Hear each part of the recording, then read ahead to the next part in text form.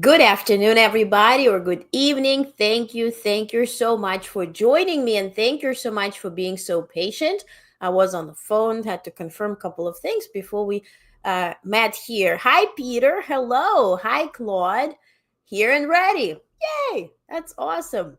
Hi, Michael. Hello. Thank you so much for joining me. Again, my name is Olga. Perhaps you follow me as Honest Press on Blue Sky or X or any other platform. If you're not, please consider it. I do real life or real time reporting and actually real life reporting too.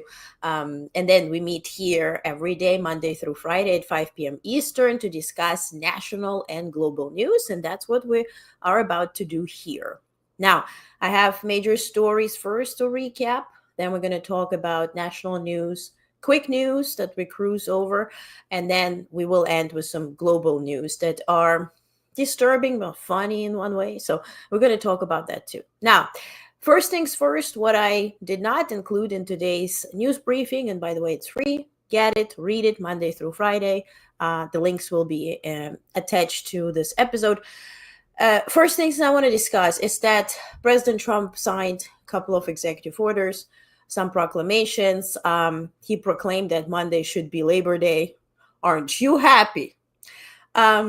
And then he signed some executive orders. So here's one, and I put it up on Blue Sky. Let me pick it up here. So one of them is the order aims to shift federal architecture away from modernist and brutalist designs, which began largely in 1960s, and back to traditional and classical architecture, which is now the preferred style for applicable federal public buildings. So essentially, he is creating or mandating General Services Administration to update the policies to ensure that anyone who works on such buildings will have training in classical and traditional architecture and give preference to these styles in design competitions. So apparently it'll be design competitions. The order also requires the GSA administrator to notify the president at least 30 days in advance if approving a design that diverges from the preferred architecture. So Rome, we are building Rome. Everything will be gold delicious, fake gold, everywhere. That's not going to lower the price of groceries, eggs, meat, toilet paper, whatever. If anything, this is just way to launder money. Think about any authoritarian regimes. Think about why Russia is not doing well economically, or China in that regard. There's so much allocated to those federal projects that call for beautification of their cities and, of course, the capitals. And there's so much money paid to people overseeing those projects, right? Ukraine is also not very unfamiliar with such thing. Think about some previous presidents in Ukraine who ended up leaving and fleeing, right? Yanukovych fleeing to Russia, to Moscow, seeking asylum, political asylum there, and leaving all these gold delicious palaces. And so I do agree with Governor of California, Gavin Newsom, who gave an interview today, and he mentioned, look, he's not, he referring to Trump, not looking for an election in 2028, not because he cannot run or he doesn't want to run. He doesn't see it as necessary. And I mentioned yesterday that whenever you listen to Trump, there's a lot of blah, but he plants seeds carefully. And one of those seeds that he did plant a couple of days ago when he was having this long conversations at the Oval Office before he met with the South Korean President Lee, he mentioned that a lot of people want him to be a dictator. And then he said, well, a lot of people want to do it, but I don't like the word, but I'm not a dictator. But all that seed was planted. So today CNN was covering it. They did some type of questionnaire and they said that, oh, MAGA people really want him to be a dictator. So we're headed there. And all these orders are part of it.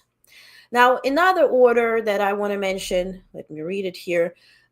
He issued, well, it's a memorandum today to Attorney General regarding the use of appropriated funds for illegal lobbying and partisan political activity by federal grantees. The memorandum states that federal funding reviews have revealed taxpayer funds being spent on grants with highly political overtones. And he's not talking about MAGA, he's talking about Democrats here, raising concerns about wasteful, abusive, and potentially fraudulent use of money and illegal issues regarding lobbying and supporting political candidates or parties with grant funds.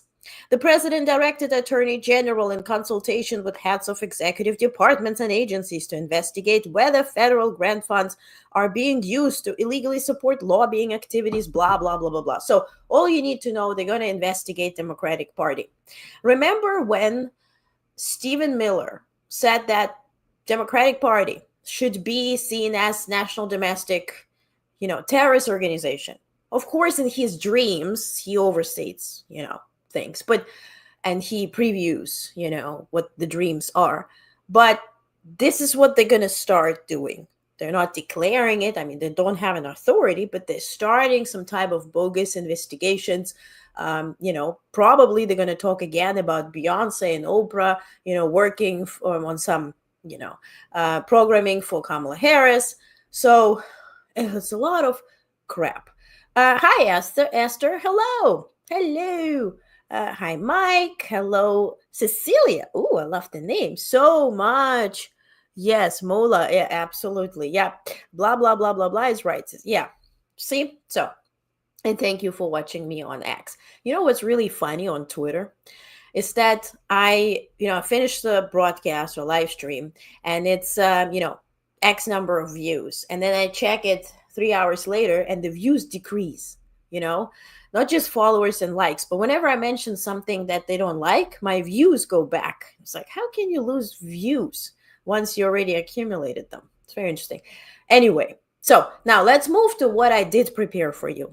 And this is a big story that I really want to dive in because it's so embarrassing. No, I'm not talking about the White House misspelling stuff. I posted the schedule yesterday. It had 3 mistakes, grammatic errors in one sentence. Then I posted also a job offer from FBI that is looking for mathematician. Was it that? Anyway, I can't even reproduce this. It's just so weird. Oh, mathematics professor. Mathematics. So if you're a mathematician, anyway, that's not what I'm talking about. I'm talking about the story that I covered yesterday. So when Denmark called for U.S. envoy or ambassador to come up and explain why they have found, or it came to their attention, that specifically Trump allies are working in Greenland to persuade Greenlanders to kind of forget about Denmark and just go with United States and ask United States to defend them. So let's dive in because we got some data, if you will. So let's recap first.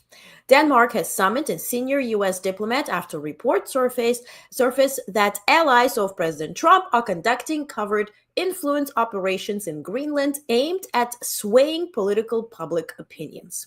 Okay, so far so good. Danish concerns. Foreign Minister Lars Løkke Rasmussen confirmed that he called in the U.S., right, to summon this diplomat and envoy to Denmark after public broadcaster DR reported that at least 3 Americans with ties to Trump were compiling lists of Greenlanders based on their views toward U.S. ambitions regarding the island. Okay, so 3 people. Rasmussen emphasized that foreign interference in the affairs of Kingdom of Denmark, which obviously includes Greenland, is unacceptable. He stressed that Denmark and Greenland are coordinating closely to address the issue. So, today, Department of State is issuing statements on behalf of Marco Rubio and United States in general. First, they say that yes, that special person, the envoy, Mark Stroh, held a productive conversation with Denmark, reaffirming strong ties between Greenland and Denmark and United States. But then they distanced themselves from those private individuals. They said that they cannot, United States government, right, the Trump administration, cannot control private citizens, and reaffirmed that Greenlandic people have the right to determine their own future. This is, by the way, let's step aside. This is what Russia was confirming for folks in Crimea. This is what Russia was confirming for folks in Moldova. And then they, created different pockets of FSB controlled areas. This is what they also thought about Donbass. And every single time, think about China talking about Taiwan. They always say, well, people in Taiwan will be ultimately deciding, but we see Taiwan as our brothers and sisters, and this is our land. It's part of us. It's our history, right? Where was the recent thing which we heard about, these people will decide for themselves? Ukraine, yes? So where Trump says, well, today, as recent as today at the Oval Office, he said, well, this is Zelensky's fault. He has to understand. He has to give up land. But Ukrainians will decide on that because he knows you need an approval from the parliament or, some type of referendum. You see the playbook? Okay. So now, who is that person that runs this private citizens operation? We got him. This guy, here we go.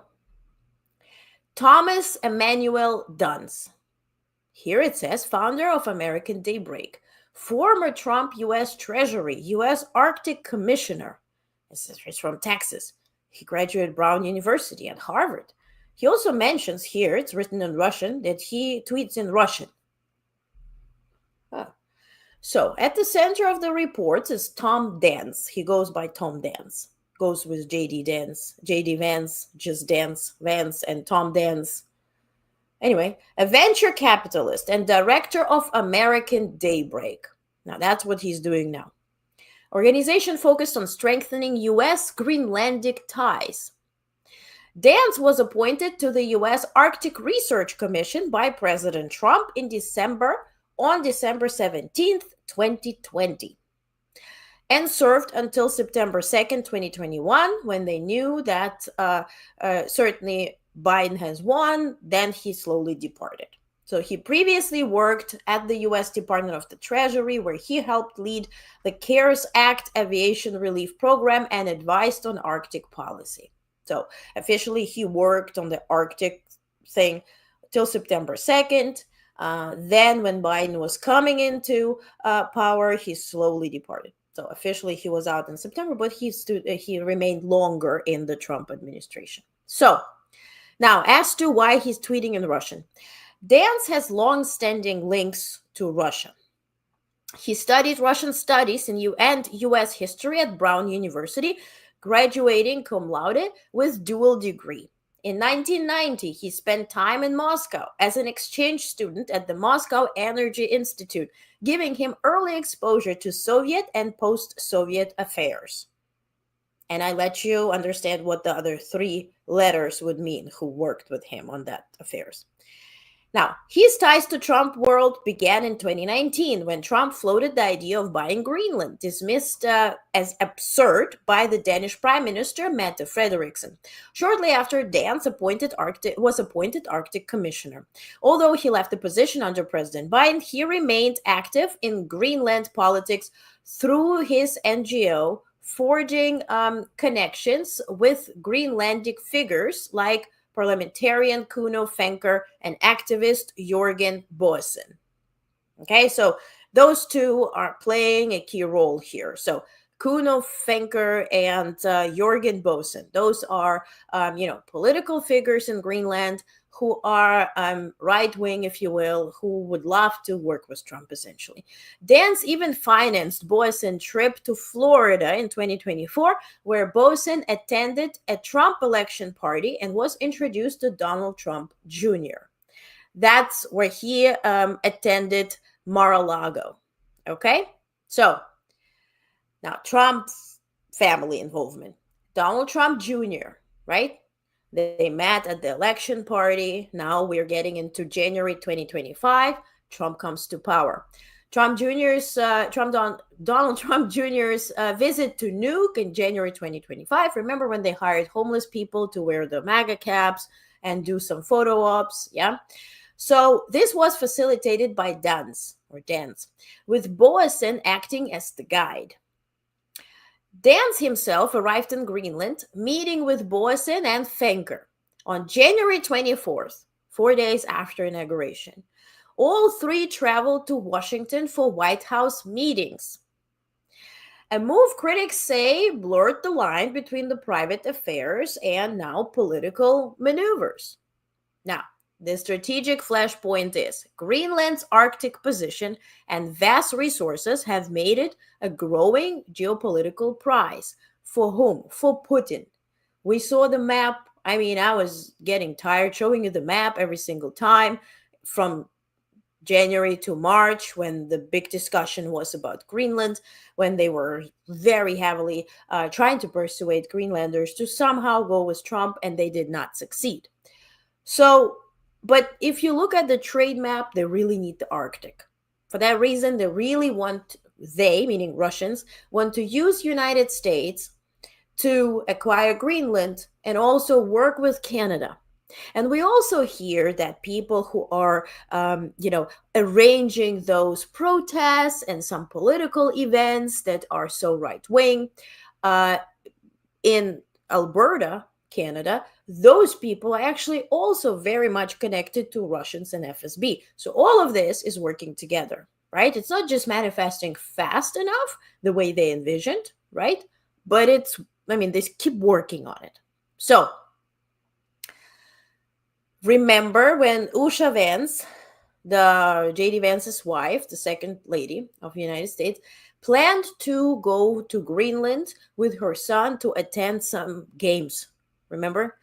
And the Greenlanders started protesting so much that she did cancel it. And then instead, Vance went to our U.S. military base for a photo op, and right? So once that trip failed, which was organized by this Dance guy, he put a very long tweet. This is just the beginning of that tweet, in which he says, let me find it here. Okay, so he says, Хребет Ломоносова, первый военный ледокол держит курс на... Of course you don't understand what I just said, because it is in Russian. What he says here is that a Russian military icebreaker is headed to Iceland, and he attached a picture of the Russian icebreaker called Lomonosov. Now, he says, maybe time to start putting Russian into Greenland's schools as a third language after Greenlandic and Danish, of course. What do you think? And then he says, you don't need to answer that. Not to worry. President Trump and the USA will always protect the Greenlanders and Greenland. We're doing so continuously since May 20th, 1940, whether appreciated or not. But this will not change. Why? I will tell you. Why will you? I won't speak for everyone, but I will for my family. So altogether, whatever he writes makes little sense. But if you do translate it into Russian, just using Googler, it makes suddenly very much sense, because Russian sentences are structured differently. Like, for instance, we wouldn't say, I am a woman. We would say, I woman. And so that's why he's like, I will you, right? It makes no sense. But if you do translate, it starts suddenly making more sense. So what I want you to understand, that all this is very much a directive from Kremlin with love. The whatever concerns Greenland and the White House, whatever concerns also, I would dare to say, Canada and the White House. All of that has the same roots. And these people are doing a really not so good job hiding it, since they're posting in Russian. So Denmark, however, is resolute. As Rasmussen stated, Denmark and Greenland will continue to defend the sovereignty of the kingdom. So now it's up to European Union to start defending it physically, because it starts being less than funny and less than entertaining. Okay. Mike says the Trump crime family. Yeah. Hey, Tony, exchange student. Right, right. Yes, yes, yes. Donald can pound sand. Right, right. Why does this sound like a comedy skit, except it's not? Right? Yeah, yeah, yeah. Okay, so let's continue. Other thing that is not funny at all. Russia, that is, according to Trump, is very willing to stop the war because Putin cares about human life. They sent 600 drones and over 40 missiles, or actually, sorry, it was the other day, 31 missiles to Ukraine. They hit residential buildings, of course. 3 kids died. 2 of them were aged 14 and 17, and one, I think, about 7. Well, less than 10 for sure. Hitting, of course, residential buildings, as you see here. Not just damaging them, but killing people. Dozens of them have died. What they also did this time, what is different, is that they also hit the headquarters of European Union embassy, but more like a delegation to Ukraine, which is and was located in Kyiv, with a direct hit. I mean, there's a video; it just hit directly. Just whatever you see destroyed, this is the those are the headquarters, and this is such a symbolic picture here, right? You see European Union flag, and then it says "Moving forward together." So what? It's the largest at this point. Again, the largest. Every day it's the largest because it just goes up and up and up. It's the largest attack since Trump and Putin met in the Arctic. Well, in the Arctic, in Alaska, sorry. Arctic on my mind. Meanwhile, US representation in NATO posts this type of shit show, essentially saying, as president, my highest aspiration is to bring peace and stability to the world. And they say that he's working tirelessly on, Ukraine and Russia conflict. We're still calling it conflict. Now, what also came out today that White House officials spoke with the Atlantic, where they said that, Trump is pissed that you have to kind of, finish that thing. Zelenskyy has to wake up and realize he has to give up land because that thing will not end, because he fails to understand what this is about. They fail to just do the most simplistic thing as to open YouTube and just type, Russia history invasion, and then all of them will pop up and they will tell you. I mean, there's so many good creators, Ukrainian ones, even Russian ones at this point, that will present it to you in English and all other languages that you desire. Or read. Even Wikipedia would do at this point.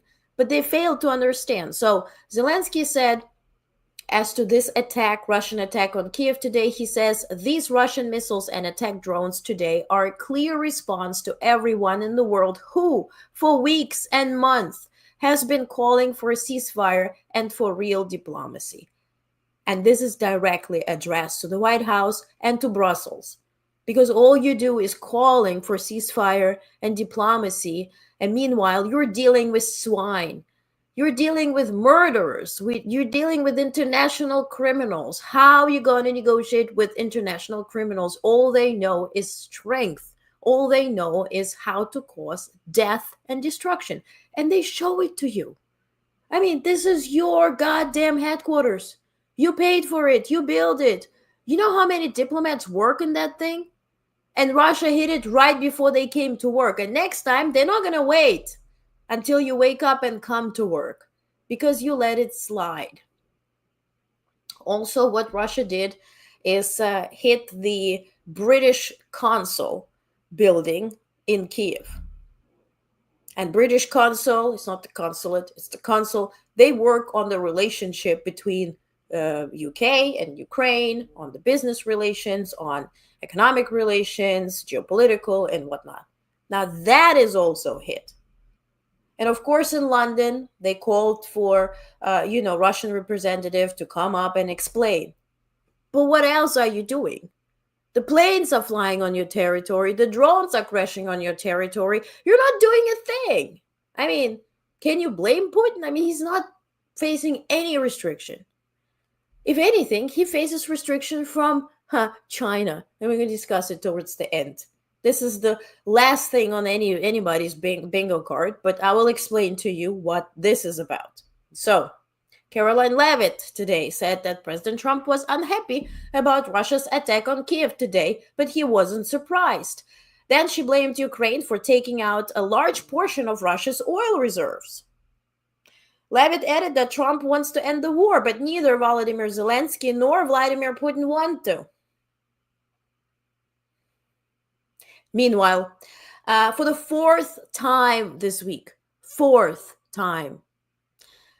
Air Force F-16 intercepted Russian spy plane near Alaska, according to North American Aerospace Defense Command, known as NORAD, the one that tells you where Santa is every year. The aircraft, an Il-20, again, electronic intelligence surveillance plane, was tracked on August 26, underscoring what officials describe as a sharp increase in Moscow's approach operations close to U.S. territory. You roll the carpets, you allow them to do it 4 times. Shoot it down. I mean, do something. This is your territory, or is it not? Then tell us, inform us, especially people who are in Alaska or have loved ones there.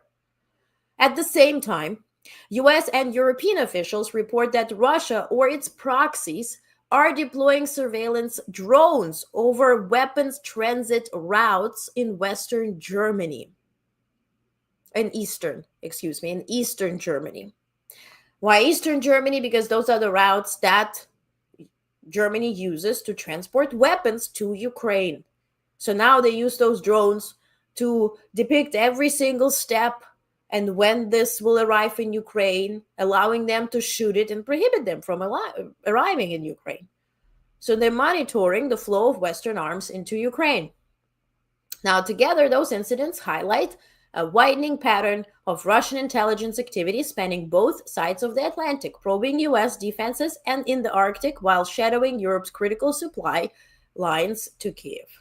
Again, letters, tweets, sheets, and shits don't help against an international criminal. If you don't know how this mindset works of an international criminal, the person who is being wanted, international criminal, study how his mindset works. He is not about diplomacy. He is not about, schmoozing him into agreeing into something. He gets hungrier when you are weak. He eats you and he gets even hungrier because then he wants to eat your neighbor. So, in that regard.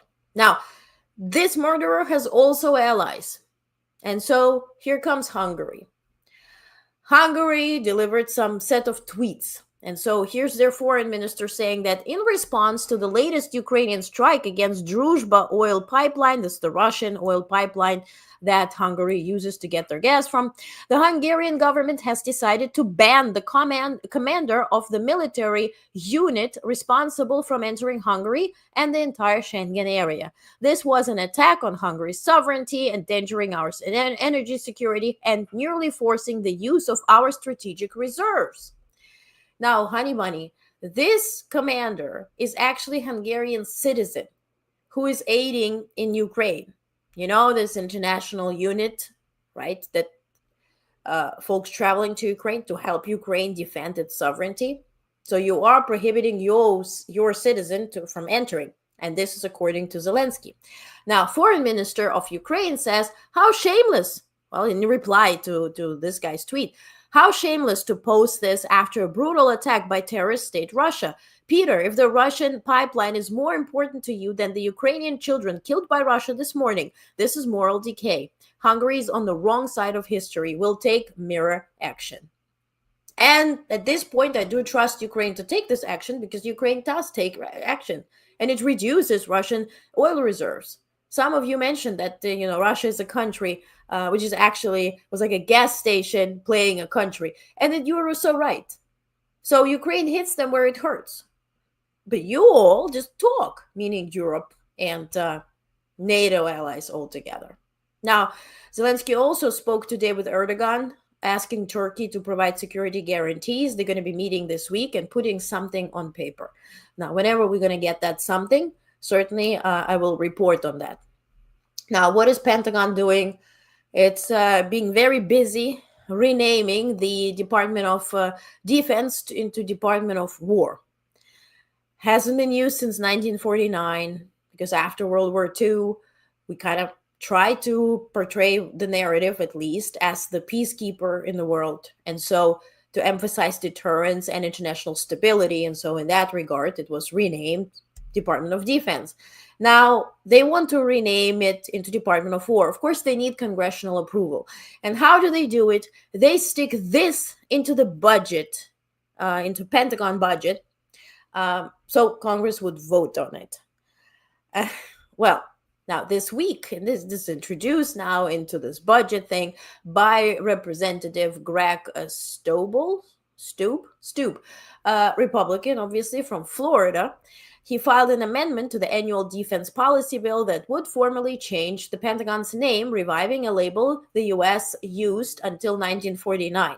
Now, the proposal reflects Trump's rhetorical framing of America as a nation under siege and his preference for blunt language over the Cold War era focus on defense and alliances. So we'll see if they will succeed. We'll see if the Democrats were going to fight for it, or we'll see as, something that is not necessary to mention. Now, a new category or rubric, if you will, that I want to feature is a fact check of the day, which I will never have a trouble to find content for this one. So, and today I want to address this because it just pissed me off so much. Press release from the White House that talks about lowest Labor Day gas prices in 5 years and as travel costs dip in Trump economy. And they feature quotes from Carolyn Leavitt, who says that the lowest gas prices in 5 years are attributed to President Trump and his policies. And because he fully unleashed American energy dominance. And then they feature a quote from Energy Secretary Chris Wright, who says that more American energy means lower cost. Now let's fact check. What do the numbers show? The national average now is $3.15 per gallon, $3.15. Okay? Now, we headed into Labor Day, September 1st this year.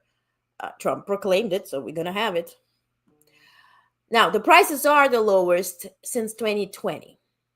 So what we did have, according to Gas Buddy and U.S. Energy Information Administration, for the 5 most recent Labor Days, we had 2021, $3.16. 2022, $3.79. 2023, $3.77. 24, $3.29. And now in 2025, $3.15. Now, what we need to know is that in 2020, we paid $2.22 on average for a gallon of gas amid pandemic shutdowns, right? Supply demand plays a huge role. No demand, big supply, prices go down. Okay, this is important because this is also the reason why now we have these prices. So what's actually driving the prices is the cheaper crude, and the main driver. Now, Brent averaged about $67 per barrel between August 1st and August 25th. Now it went down to $63 per barrel. Now, the crude oil costs typically make up over half of the pricing composition, of the pump price, so to speak. WTI has hovered around $63 per barrel now at this point this week. Seasonal demand is easing. Refinery runs as high. Together, those fundamentals pull retail prices down. So demand is lower, supply is higher, prices are adjusting. That's why we have lower pricing. But it is nowhere near 2020. And they use this as a reason to toot their achievements, which are none. Okay? So price level, yes, it's true. 21, 22, 23, 24 was higher. Meanwhile, 2021 was 316, now it's 315. But the causation is completely false, has nothing to do with the White House. Okay? So now let's talk about CDC. If you can get a hold of vaccines that you do need, that your doctor tells you that you do need, and you are a sane person who believes in vaccines, get them, because we're getting into the situation where people, even who want to get vaccines, will not be able to, because we as United States are run by circus people who's supposed to, do tricks in circus, and certainly not run CDC. But CDC chief was fired now after clash over vaccine policy. Trump asked Susan Monaris, to the head of CDC, and CDC, which is Centers for Disease Control and Prevention, but she refused to step down. As a result, Trump fired her. Now, she filed a lawsuit saying that he did not officially announce her being fired nor presented a legitimate reason for it. Her lawyer called the dismissal legally deficient, arguing that the president did not formally announce her termination. Monaris was sworn in only last month. And all of this reportedly is because she clashed with RFK Jr. within his warm, that on exactly this, on COVID vaccines, on flu vaccines, and all that, right? The turmoil deepened yesterday when 4 other senior CDC officials resigned, apparently now in protest of Kennedy's leadership. The rapid turnover raises fresh questions about the future of the nation's top public health agency under Trump administration. I would go this far, forget the agency. This raises a question about us and how long we're going to live, and how, right? On what level of health are we going to proceed here? I will post a letter from one of those senior CDC officials. It's very long for me to read out loud. I was planning to read it here. Then I tested. It's about 10 minutes. So I'm going to post it on socials. Please take the time to read it. I think it's the strongest letter about what is going on with the United States at this point.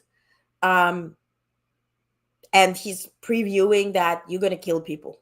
You don't need another pandemic. You are the pandemic that happened to us. So very powerful letter. I will certainly post it.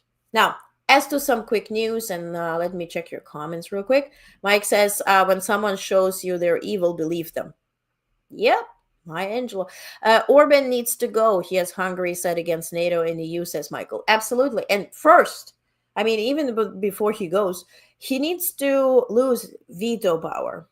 Because, when I did my internship at the EU, I studied also as a minor EU policies and an internship in Brussels. So we spent there some time. And I was one of those who asked the question, I'm reading your statute, because I was the student, like reading everything. Very boring.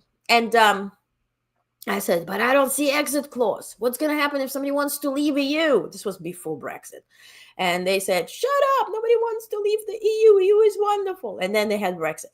So there in that time, what we learned is that, of course, European Union is the economic union. It doesn't have an army. It doesn't have anything, right? So, for instance, their headquarters have been bombed today. They cannot respond because they don't have an army. They're economic union. What they can do is punish Russia. And they're preparing the 19th package of sanctions. So, but it's about givers and receivers in European Union. So Germany and France have been the heaviest givers, right? And UK, that's why the Brexit precursor did happen. So, and then countries like, let's say, Italy and Spain and Hungary in this regard are receivers, very heavy receivers. What they receive is outweighing by far as to what they give. Another story is Schengen area. Schengen area has not much to do with EU. It's not an economic union. It's just was promoted by EU because it is, it actually happened before that. It's allowing people to not just travel without visas and, any, filing for documents or whatever between the countries within European Union, or the Schengen area. But it also allows them to work. Like, let's say you live in Poland, but you can work in Germany. And some people do. Many people do. They cross the borders. Or you go to, if you live in Germany, like I did, you travel to Netherlands to buy your cheese and apples. Whatever, because it's close. So for that reason, Hungary, as a receiver and who acts against the European Union policies, has to lose veto power. That would be step number one. Okay, so let's get to the quick news. So Wall Street Journal said that Trump makes most decisions alone, with virtually no advisors able to influence him. May I say that he gets his decisions from Kremlin, and then he doesn't listen to anybody else because he already knows the decisions. No? I'm not the only one, by the way, who thinks that way. May I present to you the president of the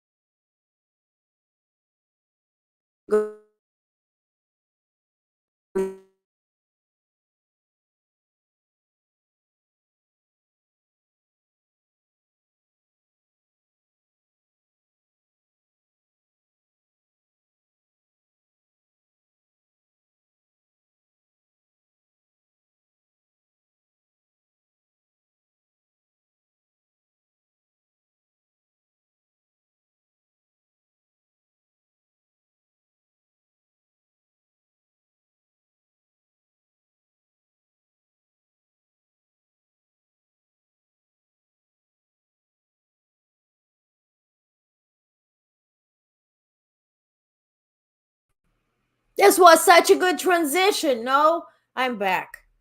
It's the Kremlin or Laura Loomer. Yeah, and by the way, Stevie Lynn, thank you for being here. When you say Laura Loomer, yeah, we don't even know who's behind all of it, but yeah, she does have a say. Yeah, I'm back. Okay, so let's try to watch President of Portugal calling Trump a Russian asset. Let's try again. O líder máximo da maior superpotência do mundo, objetivamente, é um ativo soviético, ou russo. Funciona como ativo. So, and essentially, if you didn't catch that, he was asked why he calls Trump a Russian asset. He said because he acts that way. Yeah. Now, as to Federal Reserve shutdown, Governor Lisa Cook is suing Trump administration to block her attempted firing and an unprecedented legal battle. Go women. Yep. Immigration. Detainees are being moved out of Florida's notorious alligator Alcatraz facility, which may soon be empty. Today, White House spokesperson Carolyn Leavitt said the White House will be fighting against it. As to transportation, the Department of Transportation will assume control over Union Station, Washington's central train and bus hub. So now it will be under federal control. And nobody is covering it in the news. I mean, like, he's controlling who's coming in and out of the city, if that's not clear. Buses and trains. Like, no protests. Now, odd but true, prosecutors failed to indict a man accused of throwing a sandwich at federal agent in Washington. Well, this was a former, at this point, DOJ employee who threw a sandwich into National Guard people in D.C. And Bondi said that this is such a wonderfully bad deed that he has to go to jail for it, but they failed to indict the guy. Now, as to tech, Nvidia reported 56% sales surge last quarter, underscoring relentless demand for AI chips. Now, the problem with Nvidia is this: when Trump imposed the sanctions on China, first ones, remember April 1st? The big list and stuff, and him standing next to it. Yeah. So at that point, Nvidia was facing financial troubles. And I'm going to put an article about it. And at that point, they sold part of their production facilities that are in China to China, which gave China a huge leverage in AI. At this point, yes, the demand is high, and they have 56% sales surge, but they did lose leverage to China because of Trump's policies.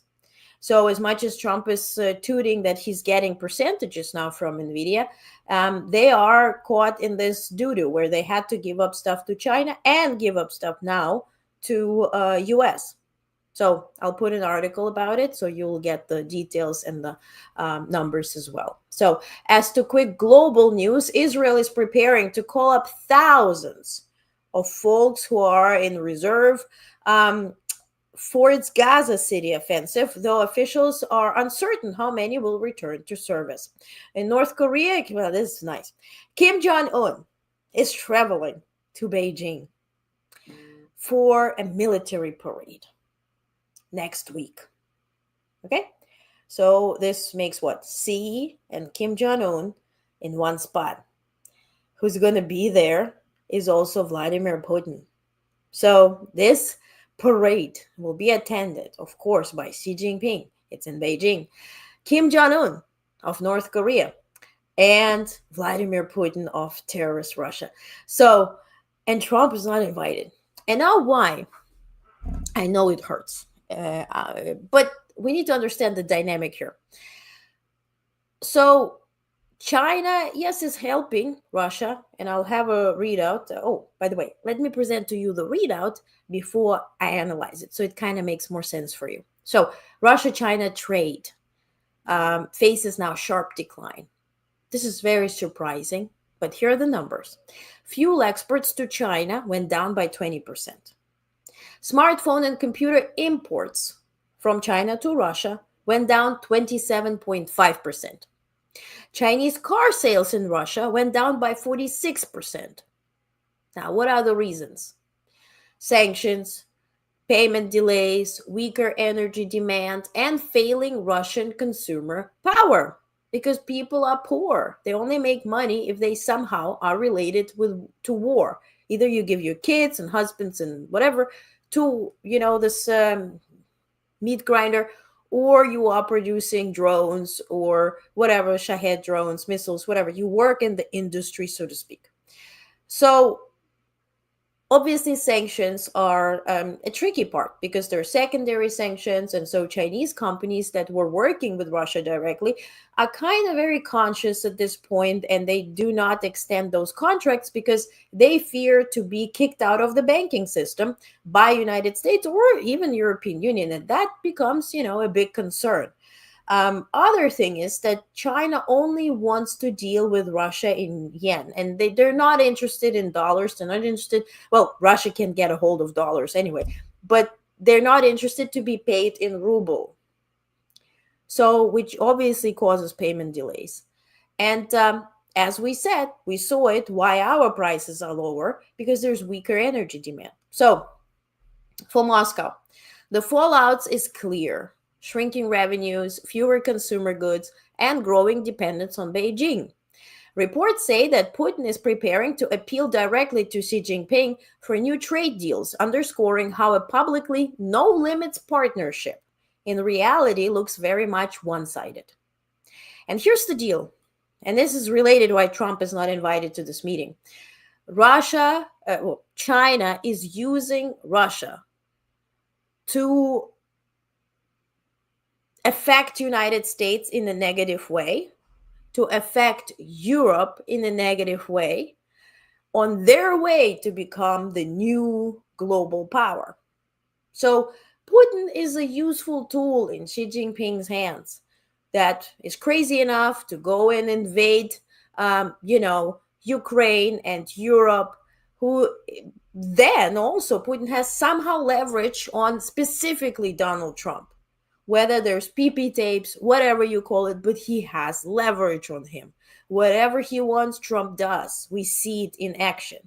So Putin is useful for China.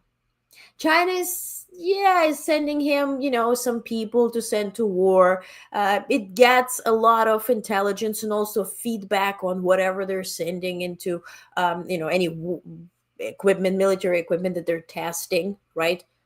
In the war, but they're also helping financially Russia.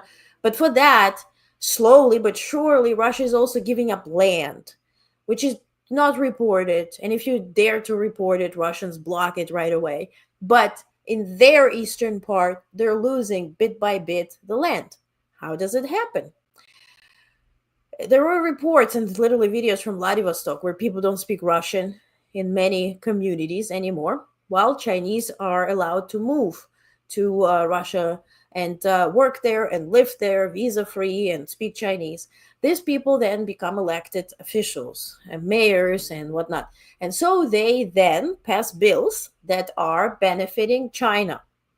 And so there is a part of land, and if you're interested, I can put up a report together about it. There is a whole land that China is very much interested to return from Russia. And so they slowly but surely work on that. So for Xi, he needs to control Putin. He can't give Putin everything Putin needs because then Putin will become ballsy. So he has to, like have this carrot on a stick, give him just enough, but also call him up to Beijing and say, you go on the knees and plead. Kim Jong-un, same story. North Korea is helping Russia. They sent 11,000 troops. Many of them, most of them returned in bags. But they're dealing with Russia, but they also get so much intel when it comes to nuclear weapons, when it comes to just intelligence itself. So, and again, they're testing their troops and everything. So for that reason, that meeting with Xi and Kim Jong-un is a very tough one for Putin to endure. He's asking. He's there with a cap in the hand asking. And they're going to tell him what he needs to do to deserve it.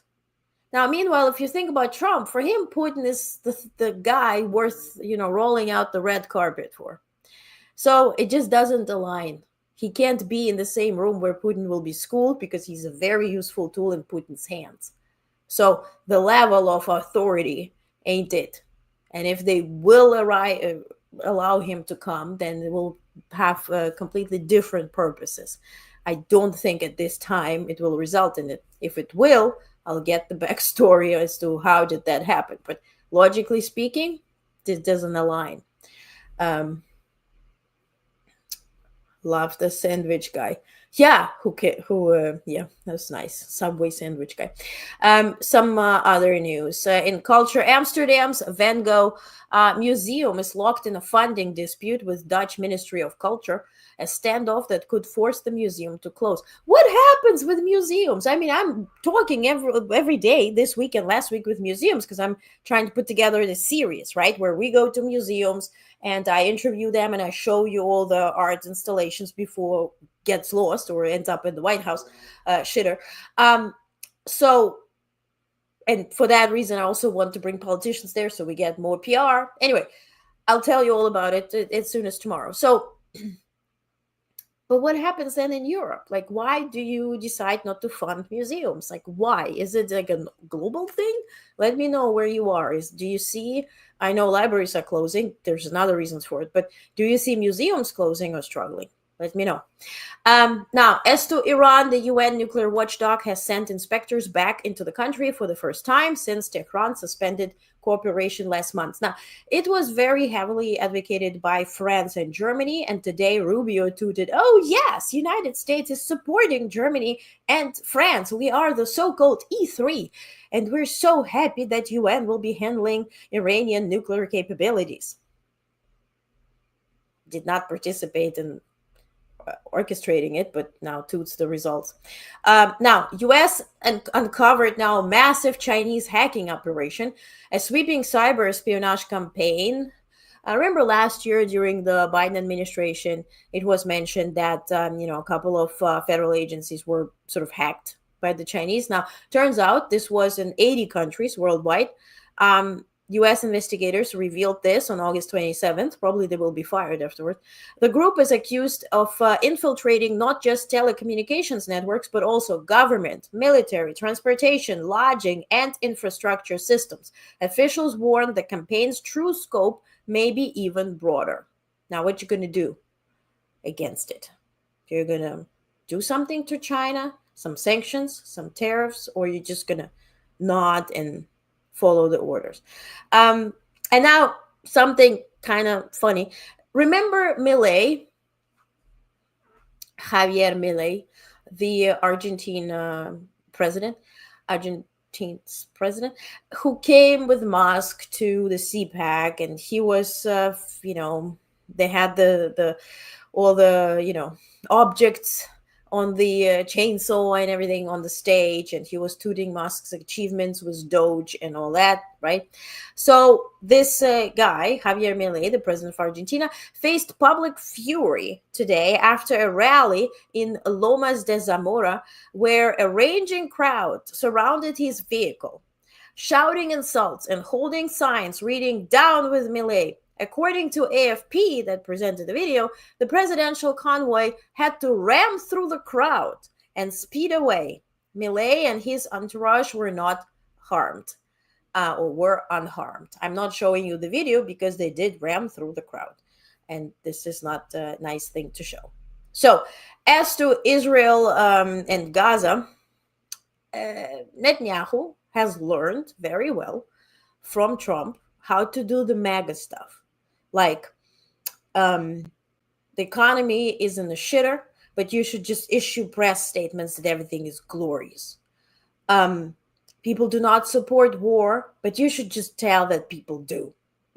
Claim it, name it, figure it out. So Israel is seeing a deep divide between the leadership and citizens as hundreds of thousands protest for ceasefire and the return of Hamas-held hostages. Now, check this out. Prime Minister Netanyahu, meanwhile, insists Israel is on the path to victory, escalating the 22-month Gaza war. Now, this is crazy. His government has denounced demonstrators, including hostage families, as aiding Hamas. So now people who are protesting against Gaza takeover because they know this will provoke Hamas to kill whoever has not been affected yet that drastically. The families of the hostages ask him, stop this, get our people out, right? And he says, no, you're protesting our war that we are now apparently winning because you're aiding Hamas. Make that make sense. International condemnation is also mounting after back-to-back Israeli strikes on Gaza's largest hospital killed at least 22 people. CNN video revealed that there was, in fact, a third strike in the assault. Now, Trump will be addressing UN Assembly, the UNGA, the UN General Assembly 80, the 80th one, on September 23rd in New York City. He will arrive on September 21st to drive us nuts for another 2 days. Unnecessary. So I'll be there. I'll not document his speech, but the reaction. I'm kind of interested how loud the laughter will be. But he is expected to speak in favor of Israel and to say that the two-state solution is a no-go. Again, the debates will begin on September 19th and last through the end of the month. So, and lastly, I want to introduce a new thing, which is Today in History. Remember, I would put together all the things that happened in history, and then some of you complained that the newsletter is getting too long, and then I removed it. So let's at least explore one thing a day, shall we? And today is such a good day to start with this. Penny is putting flags, Palestine flags. Oh, thank you, R.L. Stark Redmond, for reposting this, the live stream, sharing the live stream. So today, maybe you don't know, but maybe you do, is actually the day of the so-called "I Have the Dream" speech by Dr. Martin Luther King Jr. He delivered that on August 28th in 1963.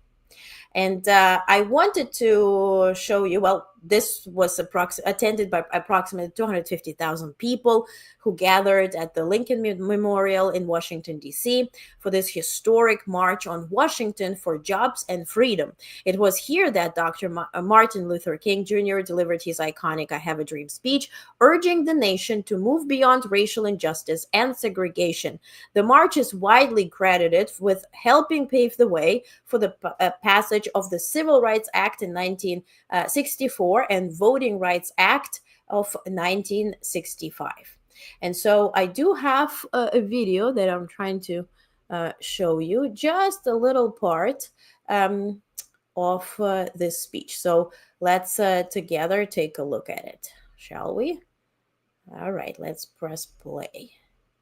I have a dream that one day this nation will rise up and live out the true meaning of its creed. We hold these truths to be self-evident, that all men are created equal. Yeah. I have a dream that one day on the red hills of Georgia, the sons of former slaves and the sons of former slave owners will they be able to sit down together at the table of brotherhood. I have a dream that one day, even the state of Mississippi, a state sweltering with the heat of injustice, sweltering with the heat of oppression, will be transformed into an oasis of freedom and justice. I have a dream. My four little children will one day live in a nation where they will not be judged by the color of their skin, but by the content of their character. And I want to stop there because partially we got there. We know some of his children, right, that are in public sphere. And we got there that we do sit at the table. But are we really judged based on our character? Because I think that is the problem right now. That people in leadership roles lack character. In fact, lack of character is the main attribute to be successful in this type of world, right? If you look at social media and trends and who sets the trends, somebody who's shameless, who's just out there, drives up clicks, because everything is by clicks. In fact, when I was listening to the CEO of Instagram, and he was asked, what is the main reason for a video to go viral? And he said, we go by one statistic only, is shares. And so why do we share something? Yeah, when it's useful, when it's funny, but most of times, right, when it's provocative, when it's crazy. So for that reason, yeah, we have cat and dog videos and any type of animals because they're cute. We have also very sweet things, but also things that are provocative are gaining so much momentum. And to be provocative, strong character and morals is not always the benefit. And that is landed now at the White House. So I think, how do we go back, or how do we go this path that Dr. Martin Luther King, Jr. projected for us, is actually going back and praising character and sticking to people and with people who have it and who speak, on that regard. So it's up to us, I think. All right, I'm done. Isn't that nice? I'm done. That's it. You want to read it? Also, I put some articles on the website. So what I'm going to do now, you have your daily news briefings. Please read it. It's free. Also, and that's what I'm sending you via email. But I also put articles with deep dives. And so this is on honestnetwork.com. There you can read any articles that I put out. I always share them on social media. So please go ahead and get in touch. So now tomorrow is Friday. We're going to be meeting at 5 p.m. Eastern for our last recap this week of the national and global news. And Monday's Labor Day. So we'll see how many news we gather that day. Maybe a lot, maybe not. So I'll see if I'll bother you with my presence. But definitely Tuesday, we will be back. So thank you so much for watching. I appreciate you. Keep your head on a swivel. Please stay sane and safe. Thank you, Michael. Thank you, Peter. Thank you, Tony. Always. Thank you so much. Thank you, Claude. Woohoo! Yes. Thank you. Don't forget to share and like. Yes. Thank you, Mike. Please like this and please share it if you can, because that brings this to more people. Okay, we just need real news, because I suffered 10 minutes through the White House briefing and then I just switched off the volume and I was just reading subtitles. All the questions by media are now ass-licking episodes. So, this certainly will be the coverage. So you need to know what's actually happening. If you watch something that, some people watch the housewives of whatever and they're fighting and, pull wigs and stuff. If it's entertaining, if it adds to your well-being, please do. And if watching White House briefings or mainstream media adds to your well-being, continue. But you need to know the real news so you can make better decisions for you, for your family, for your business, and whatnot. Okay? All right. Thank you so much for being here. I'll see you tomorrow at 5 p.m. Eastern. Stay safe, stay well. See you tomorrow.